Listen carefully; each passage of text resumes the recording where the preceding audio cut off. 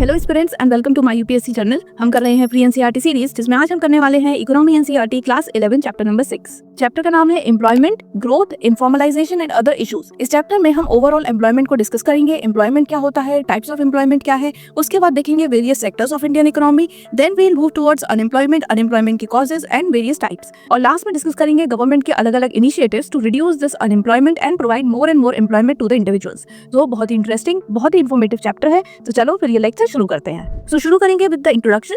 This chapter explores multifaceted aspect of employment in India, यानी कि इस चैप्टर में हम इंडिया में प्रेजेंट एम्प्लॉयमेंट के अलग अलग फेसेस देखने वाले हैं। फॉर एग्जांपल, एक इंसान होगा जिसके पास throughout the year proper काम रहेगा, वहीं there will be another person जिसको डेली पूरे दिन का काम भी नहीं मिल रहा। कोई होगा जो डेली 10 घंटे काम कर रहा है और उसे एक फिक्स अमाउंट ऑफ वेज मिल रहा है, वहीं दूसरा होगा जो दिन के 12-12, 13-13 घंटे काम कर रहा है, बट उसको पेमेंट बहुत ही कम मिल रही है व्हेन कंपेयर टू द मेहनत या फिर हार्डवर्क जो वो कर रहा है। ठीक है, तो ये है अलग अलग फेसेस ऑफ एम्प्लॉयमेंट जो कि हमें इंडिया में देखने को मिलते हैं। देयर इज नो इक्वालिटी, किसी को बहुत बढ़िया पे मिल रहा है उसके वर्क का और किसी को बहुत ही कम, जिसमें उसकी बेसिक नीड्स फुलफिल बहुत मुश्किल से हो पा रही है। राइट, तो यही सारा कुछ इस चैप्टर में हम जानेंगे।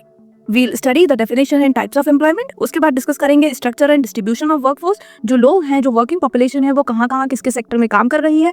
The phenomena of informalisation, informalisation क्या होता है, इसके पीछे का रीजन क्या है। Various forms of unemployment, unemployment क्या है, अनएम्प्लॉयमेंट के टाइप्स क्या है, ये सारा पढ़ेंगे। एंड लास्ट में डिस्कस करेंगे government initiatives to address unemployment challenges. ठीक है, यानी कि गवर्नमेंट क्या अलग अलग पॉलिसीज, अलग अलग प्रोग्राम्स लेके आ रही है लोगों के लिए to cope up with this increasing unemployment. ठीक है, शुरू करेंगे with the very first topic which is understanding employment. Employment होता क्या है, शुरुआत यहाँ से करेंगे। तो सबसे पहले एम्प्लॉयमेंट का मतलब है someone is having a job through which he she can earn. एक इंसान जिसके पास काम है, जिसके थ्रू उसको पैसे मिल रहे हैं, वो अर्न कर पा रहा है to satisfy his basic needs, यही होता है एम्प्लॉयमेंट। ठीक है, अगर कोई इंसान के पास काम है, उसको उसके लिए पैसे दिए जा रहे हैं, इसका मतलब वो इंसान एम्प्लॉयड है। ठीक है, यानी ही और she is a worker. Worker कौन होते हैं? An individual engaged in a productive activity to earn a livelihood. कोई भी एक इंडिविजुअल जो किसी प्रोडक्टिव एक्टिविटी में इन्वॉल्व है, जिसके बदले में उसे एक वेज मिल रहा है, उसे एक अमाउंट ऑफ मनी मिल रहा है एज अ पे। ठीक है, तो ये हो गया employment of worker. Now talking about types of worker, तो इन्हें हम दो कैटेगरीज में क्लासिफाई करते हैं। पहले है सेल्फ एम्प्लॉयड, यानी कि वो इंडिविजुअल्स वो operate their own enterprise of farms. ठीक है, इट मींस वो लोग जो कि अपना खुद का काम करते हैं, वो किसी और के अंडर काम नहीं कर रहे, ये अपना खुद का बिजनेस, कोई कंपनी, कोई फर्म, कोई फार्म, ऐसा कुछ रन कर रहे हैं। ठीक है, तो ये हो गए सेल्फ एम्प्लॉयड, अपने आप ही अपना काम कर रहे हैं। ठीक है, इंडिया की बात करें तो सबसे ज्यादा लोग यहाँ पर आपको सेल्फ एम्प्लॉयड देखने को मिलेंगे। 52% of the people are self employed workers. ठीक है, नेक्स्ट दूसरी कैटेगरी है हायर्ड वर्कर्स की। अब इसमें आगे दो क्लासिफिकेशन और है। पहले है रेगुलर सैलरीड एम्प्लॉयड, यानी कि individuals with a formal employment contract and regular wages. ये वो लोग हैं जो कि किसी ऑर्गेनाइजेशन के साथ एक फॉर्मल कॉन्ट्रैक्ट में है, इनके पास रेगुलर इनकी सैलरी आती है, फिक्स्ड अमाउंट ऑफ सैलरी मिलती है। इसके अलावा अलग अलग पर्क्स एंड बेनिफिट, जैसे कि इनको लीव्स मिलेंगी, इनको मेडिकल हेल्प मिलेगी। तो ये सारे लोग हो गए रेगुलर सैलरीड एम्प्लॉइज। ठीक है, फॉर एग्जाम्पल बैंक एम्प्लॉइज, इनको रेगुलर एक फिक्स अमाउंट मिलेगा, रूल्स एंड रेगुलेशन होंगे।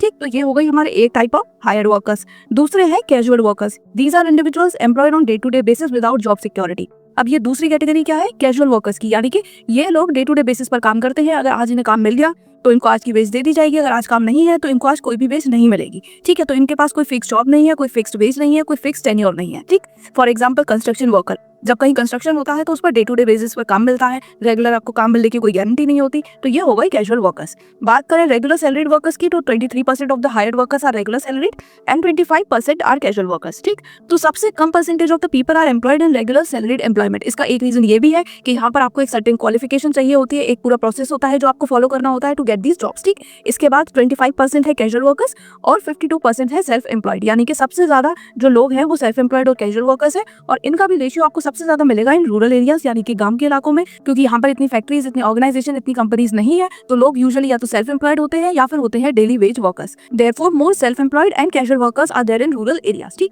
तो ये तो हमने समझ लिया about employment and types of workers. Moving to the next topic which is workforce participation. Workforce participation का मतलब है कि पॉपुलेशन में कितने लोग ऐसे हैं जो कि किसी ना किसी काम में इन्वॉल्व है, किसी ना किसी इकोनॉमिक एक्टिविटी में इन्वॉल्व है। ठीक है, अब वर्कफोर्स पार्टिसिपेशन समझने के बाद हम एनालाइज कर पाते हैं एम्प्लॉयमेंट सिचुएशन, यानी कि किसी कंट्री में कितना एम्प्लॉयमेंट अवेलेबल है लोगों के लिए, कितने लोग एम्प्लॉयड है। अगर एम्प्लॉयमेंट अवेलेबल होगा तो ही लोग एम्प्लॉयड होंगे। ठीक है, तो ये हमें बताएगा about the employment situation of a country. अब देखो, वर्कफोर्स पार्टिसिपेशन समझने के लिए हम वर्कर पॉपुलेशन रेशियो कैलकुलेट करते हैं। वर्कर पॉपुलेशन रेशियो का मतलब पूरी पॉपुलेशन में कितने लोग वर्कर्स हैं उसका रेशियो निकालते हैं, परसेंटेज में कन्वर्ट करते हैं, तो हमें पता चल जाएगा कि हमारी वर्कफोर्स की पार्टिसिपेशन क्या है। ठीक है, लेकिन उससे पहले पॉपुलेशन क्या है? So it is the total number of people who reside in a place at a particular point of time. किसी भी एक पर्टिकुलर पॉइंट ऑफ टाइम पर किसी पर्टिकुलर प्लेस में कितने लोग रह रहे हैं, यही वहाँ की पॉपुलेशन होगी। ठीक है, अगर हम किसी सिटी की बात कर रहे हैं तो सिटी में कितने लोग हैं, पूरी कंट्री की बात कर रहे हैं तो पूरी कंट्री में कितने लोग रह रहे हैं, वो बताएगा हमें वहाँ की पॉपुलेशन का। अब इस पॉपुलेशन में से कितने लोग हैं जो अलग अलग इकोनॉमिक एक्टिविटीज में पार्टिसिपेट कर रहे हैं, वो हो जाएगी वर्कफोर्स। ठीक, Now talking about worker population ratio, the percentage of total population engaged in economic activities. Total population के कितने लोग इकोनॉमिक एक्टिविटीज में engaged है, वही होगा वर्कर पॉपुलेशन रेशियो। और इससे हमें ये पता चलेगा कि कितनी पॉपुलेशन है जो कंट्रीब्यूट कर रही है in production of goods and services. Because अगर आप किसी भी सेक्टर में एम्प्लॉयड हो तो आप या तो कुछ प्रोड्यूस कर रहे हो या कोई सर्विस प्रोवाइड कर रहे हो। ठीक है, तो इससे हम ओवरऑल कैलकुलेट कर पाएंगे कि कंट्री में कितना एम्प्लॉयमेंट है, कितने गुड्स एंड सर्विसेज प्रोड्यूस हो रही हैं, ओवरऑल कंट्री का इकोनॉमिक्स क्या है। मूविंग फॉरवर्ड, अगर हम बात करें रूरल एरियाज की, तो यहाँ पर अप्रोक्सीमेटली 35% है वर्कर पॉपुलेशन रेशियो। वहीं अर्बन एरियाज में कंपैरेटिवली कम है, 34%। यानी कि विलेजेस में, रूरल एरियाज में आपको ज्यादा लोग एम्प्लॉयड दिखेंगे, ज्यादा लोग काम करते हुए दिखेंगे। अब इसके पीछे का रीजन क्या है, तो देखो, there is higher participation in rural areas due to limited income sources. जो रूरल एरियाज होते हैं वहाँ पर जो इनकम सोर्सेज है वो काफी लिमिटेड होते हैं। तो अगर ऐसे में लोग अपनी जॉब छोड़ देंगे तो देयर इज हाई कंपटीशन, कोई और उनकी जॉब करने लगेगा।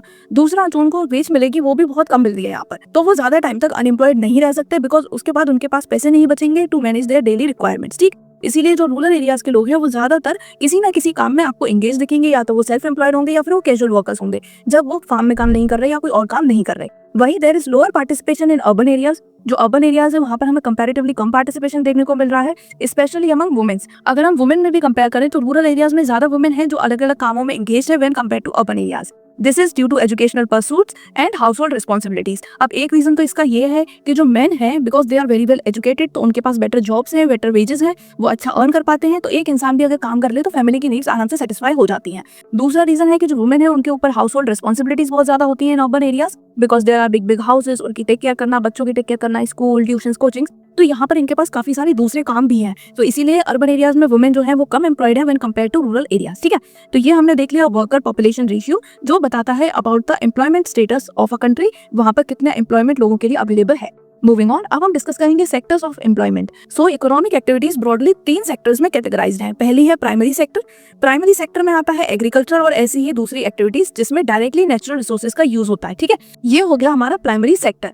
इसके बाद आता है हमारा सेकेंडरी सेक्टर। इसमें क्या होता है, जो भी रॉ मटेरियल मिलता है फ्रॉम द प्राइमरी सेक्टर उसको कन्वर्ट करते हैं, उसको मैन्युफैक्चर करते हैं और उसे एक फाइनल गुड में कन्वर्ट कर देते हैं। ठीक है, तो इसमें आपको देखने को मिलता है मैन्युफैक्चरिंग और साथ में अलग अलग इंडस्ट्रीज जैसे कि माइनिंग एंड क्वेरिंग हो गई, electricity, gas and water supply and construction. ठीक है, तो ये जो सारी ही एक्टिविटीज हो रही हैं ये हो रही हैं इन सेकेंडरी सेक्टर, जिसमें रॉ मटेरियल का यूज करेंगे, उसको मैन्युफैक्चर करेंगे और उसको कन्वर्ट करेंगे into a final useful good. ठीक, एंड थर्ड सेक्टर है हमारा टर्शियरी सेक्टर। टर्शियरी सेक्टर में क्या होता है, अलग अलग सर्विसेज प्रोवाइड की जाती हैं। For example services like education, health care, banking, ये सारी चीजें आती हैं टर्शियरी सेक्टर में। इसके अलावा ट्रेड हो गया, ट्रांसपोर्ट हो गया, स्टोरेज हो गया, ये सारी भी अलग अलग सर्विसेज हैं। सो ये सारा ही कुछ आएगा अंडर टर्शियरी सेक्टर। तो ये हमने देख लिया 3 सेक्टर्स ऑफ इंडियन इकोनॉमी। बात करें एम्प्लॉयमेंट की, तो सबसे ज्यादा लोग एम्प्लॉयड है प्राइमरी सेक्टर में यानी कि एग्रीकल्चर में। इसके बाद टर्शियरी सेक्टर में है 31% एंड सेकेंडरी सेक्टर में है 24%। तो अगर आप एम्प्लॉयमेंट के बेसिस पे देखो तो सबसे ज्यादा एग्रीकल्चर यानी प्राइमरी सेक्टर, उसके बाद टर्शियरी सेक्टर और उसके बाद सेकेंडरी सेक्टर। ठीक है, तो हम क्या एनालाइज करते हैं, क्या ट्रेंड हमें अभी देखने को मिल रहा है, that there is a gradual shift from primary to tertiary sector. लोग प्राइमरी सेक्टर से जो जा रहे हैं वो जा रहे हैं टुवर्ड्स द टर्शियरी सेक्टर यानी कि सर्विस सेक्टर। ठीक है, इसके अलावा सेकेंडरी सेक्टर जो है वो भी ग्रो कर रहा है, बट वो इतनी रैपिडली ग्रो नहीं कर रहा, it is growing at a moderate rate. तो यानी कि हमें शिफ्ट देखने को मिल रहा है from primary to tertiary, moderately grow कर रहा है हमारा सेकेंडरी सेक्टर, बट इतना रैपिडली ग्रो नहीं कर रहा। ठीक, तो ये हमने देख लिया हमारे सेक्टर्स ऑफ इकोनॉमी और हमने उनका ट्रेंड भी देख लिया। मूविंग फॉरवर्ड, अब हम डिस्कस करेंगे फॉर्मल वर्सेस इनफॉर्मल एम्प्लॉयमेंट। अब फॉर्मल सेक्टर को हम ऑर्गेनाइज सेक्टर भी कहते हैं। क्यों? क्योंकि यहाँ पर there are certain rules and regulations. जो भी चीजें होती हैं इस सेक्टर में वो एक प्रॉपर फॉर्मेट में होती हैं, ऑर्गेनाइज्ड वे में होती हैं, इसीलिए इसे हम ऑर्गेनाइज सेक्टर भी बोलते हैं।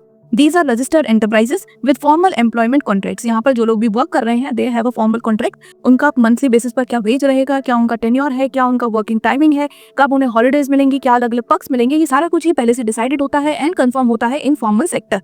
Employees receive social security benefits also, जैसे कि आफ्टर रिटायरमेंट लोगों को पेंशन मिलती हैं, मेडिकल बेनिफिट्स मिलते हैं। तो ये सारी ही पर्क्स हैं ऑफ फॉर्मल सेक्टर। ठीक है, इसे ऑर्गेनाइज भी बोलते हैं बिकॉज सारी चीजें, सारे terms and conditions are well defined. दूसरा है हमारा इनफॉर्मल सेक्टर, जिसे अनऑर्गेनाइज सेक्टर भी बोला जाता है बिकॉज यहाँ पर there are no rules and regulations and no well defined terms and conditions.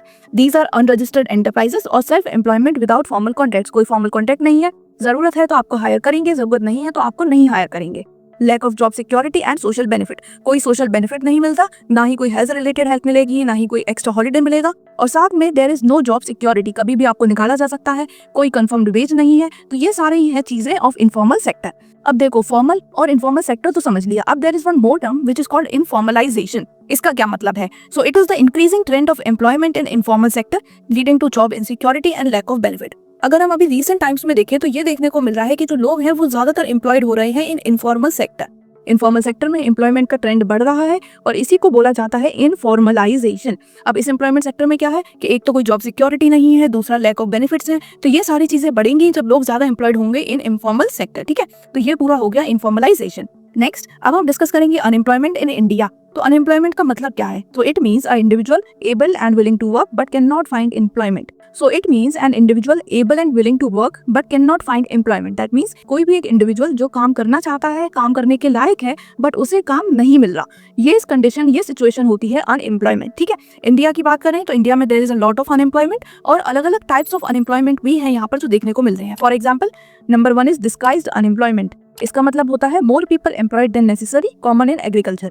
ये जो डिस्गाइज अनएम्प्लॉयमेंट है ये हमें देखने को मिलता है इन एग्रीकल्चर। इसमें क्या होगा कि सपोज एक फील्ड है, उसमें रिक्वायरमेंट है 2 लोगों की, बट वहाँ पूरी फैमिली यानी कि 5 लोग काम कर रहे हैं। तो ये जो एक्स्ट्रा 3 लोग हैं, इनके काम करने से कोई एक्स्ट्रा बेनिफिट या कोई एक्स्ट्रा प्रोडक्शन नहीं होगा। तो ये 3 है डिस्गाइज्ड अनएम्प्लॉयड, यानी कि इन्हें लग तो रहा है कि हम एम्प्लॉयड हैं बट रियल में दे आर नॉट एम्प्लॉयड। ठीक है, एग्रीकल्चर की बात करें तो 1/3 of the people are disguised unemployed, यानी कि अगर कहीं पर 3 लोग काम कर रहे हैं तो उसमें से एक ऐसा होगा जो कि एक्स्ट्रा है, हु इज डिस्गाइज्ड अनएम्प्लॉयड। ठीक है, तो ये तो हो गया disguised unemployment. Next is seasonal unemployment. That means employment only during certain seasons prevalent in agriculture. तो सीजनल अनएम्प्लॉयमेंट आपको एग्रीकल्चर में देखने को बहुत ज्यादा मिलता है। इसमें क्या होगा कि कुछ particular months of the year आपके पास काम रहेगा और बाकी के टाइम आपके पास काम नहीं होगा। ठीक है, फॉर एग्जाम्पल जब एग्रीकल्चर में इनिशियली सीड्स वगैरह सो किए जाते हैं तो अच्छा खासा काम मिलता है लेबरर्स को। इसके बाद जब हार्वेस्टिंग का टाइम आता है तो बड़ी अपॉर्चुनिटीज होती है, लेकिन जो बीच का टाइम होता है वहां पर बहुत ही कम एम्प्लॉयमेंट होता है। ठीक है, तो ये हो गया सीजनल अनएम्प्लॉयमेंट जो कि वेरी कर रहा है अकॉर्डिंग टू सीजन। ठीक, third is open unemployment. That means individuals willing to work but unable to find job. लोग काम करना चाहते हैं बट उनको काम नहीं मिल रहा।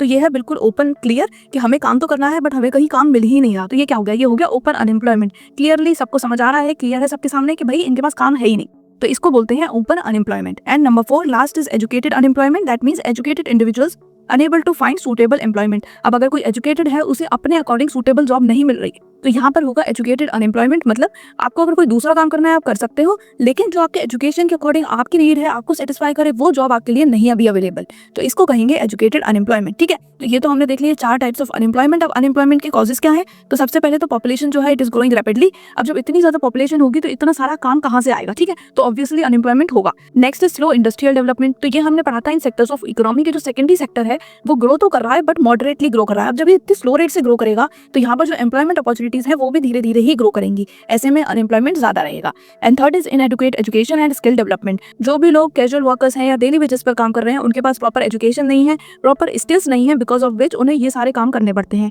और इसी वजह से काफी लोग हैं जिन्हें वर्क नहीं मिल पा रहा। तो इसीलिए एजुकेशन एंड स्किल डेवलपमेंट भी एक रीजन है ऑफ अनएम्प्लॉयमेंट। अब देखो हमने एम्प्लॉयमेंट पढ़ लिया, अनएम्प्लॉयमेंट पढ़ लिया, अब हम देखेंगे गवर्नमेंट इनिशिएटिव, अलग अलग गवर्नमेंट के policies and programmes to provide employment to people. ठीक है, तो सबसे पहले है Mahatma Gandhi national rural employment guarantee act. It provides 100 days of wage employment in rural areas, यानी कि जो रूरल एरियाज है वहां पर लोगों को guaranteed 100 days of wage work will be provided. दूसरा है prime minister's employment guarantee programme. It promote self employment through micro enterprises. इस प्रोग्राम के थ्रू सेल्फ एम्प्लॉयमेंट को प्रमोट किया जाता है जिसमें लोगों की हेल्प की जाती है to set up small businesses, micro enterprises. ठीक है, and third is skill India mission. इसका एम था to train over 40 crore people in different skills by 2022। ठीक है, तो इसका एम क्या था कि लोगों को अलग अलग स्किल्स प्रोवाइड की जाए by 2022 and aim was to reach 40 crore people. ठीक, तो ये हमने देख लिया गवर्नमेंट की कुछ अलग अलग पॉलिसीज एंड प्रोग्राम्स के example to provide more employment opportunities to people. Next, अब इन प्रोग्राम्स का ऑब्जेक्टिव क्या है? तो सबसे पहला अनएम्प्लॉयमेंट को कम करना, यानी कि to reduce unemployment. Next is to promote skill development. That means लोगों को अलग अलग स्किल प्रोवाइड करना, अलग अलग स्किल डेवलपमेंट कराना, ताकि एक तो उन्हें आसानी से एम्प्लॉयमेंट मिले या फिर अगर उनके पास स्किल होंगी तो वो खुद ही सेल्फ एम्प्लॉयड हो पाएंगे, खुद भी अपना काम कर पाएंगे। ठीक है, next is to encourage entrepreneurship, यानी कि लोग अलग अलग बिजनेसेस करें, small scale, large scale, but खुद सेल्फ एम्प्लॉयड हों और नई नई चीजों में इंगेज कर पाए, ठीक है। नेक्स्ट अब हम डिस्कस करेंगे ग्रोथ एंड एम्प्लॉयमेंट। तो अभी अगर हम अपनी कंट्री की बात करें तो हमें यहाँ देखने को मिल रहा है जॉबलेस ग्रोथ, यानी कि इकोनॉमिक ग्रोथ तो हो रही है but that doesn't lead to proportional employment generation. जितना इकोनॉमी डेवलप हो रहा है उतना एम्प्लॉयमेंट नहीं प्रोड्यूस हो रहा, लोगों के पास उतना काम नहीं है जितनी हमारी इकोनॉमिक ग्रोथ हो रही है, ठीक है। तो इसे बोलते हैं jobless growth. Second is casualisation, that means an increase in proportion of casual workers in the workforce. Workforce की बात करें तो जो कैजुअल वर्कर्स हैं, यानी कि जो डेली वेजेस वर्कर है, उनका नंबर हमें बढ़ता हुआ दिख रहा है और इसी को कहते हैं कैजुअलाइजेशन, यानी कि कैजुअल वेज जो वर्कर्स हैं वो बढ़ रहे हैं, फॉर एग्जांपल कंस्ट्रक्शन वर्कर्स, ठीक। एंड थर्ड इज इनफॉर्मलाइजेशन, तो ये हमने अभी ऊपर ही डिस्कस किया था कि rise in employment outside the formal sector lacking job security and benefits, यानी कि जो लोग हैं वो फॉर्मल सेक्टर से हटकर इनफॉर्मल सेक्टर में ज्यादा एम्प्लॉयड हो रहे हैं और ऐसे में ना तो उन्हें कोई जॉब सिक्योरिटी मिलती है और ना ही और कोई बेनिफिट्स मिलते हैं, ठीक है। और इस पूरे ही प्रोसेस को बोला जाता है इनफॉर्मलाइजेशन, क्योंकि इनफॉर्मल सेक्टर में ज्यादा लोग एम्प्लॉयड हो रहे हैं कंपेयर टू फॉर्मल सेक्टर, ठीक है। तो ये हमने देख लिया growth and employment. Now talking about employment trends, अगर हम ओवरऑल पूरे चैप्टर को पढ़ने के बाद ट्रेंड्स देखें तो सबसे पहले तो हमने देखा कि एग्रीकल्चर से लोग शिफ्ट हो रहे हैं टू द टर्शरी सेक्टर, यानी कि सर्विस सेक्टर। इसके बाद इनफॉर्मल एम्प्लॉयमेंट में इंक्रीज हो रहा है जिसे बोलते हैं informalisation. And number 3, there is need for skill development to match industrial requirement. लोगों की स्किल बेटर होगी तो उन्हें इजीली एम्प्लॉयमेंट मिलेगा अलग अलग इंडस्ट्रीज में, देयरफॉर स्किल डेवलपमेंट में गवर्नमेंट को पॉलिसीज लाना इज इंपॉर्टेंट, ठीक। Now let's talk about the conclusion. So understanding employment dynamics is crucial for economic development. जब हम किसी भी कंट्री के एम्प्लॉयमेंट को समझ पाते हैं, एम्प्लॉयमेंट के डायनामिक्स को समझ पाते हैं, लोग कहाँ एम्प्लॉयड हैं, कहाँ ज्यादा परसेंटेज ऑफ लोग वर्क कर रहे हैं, तो हम इकोनॉमिक डेवलपमेंट में और बेटर स्टेप ले पाएंगे, बेटर पॉलिसीज ला पाएंगे, राइट।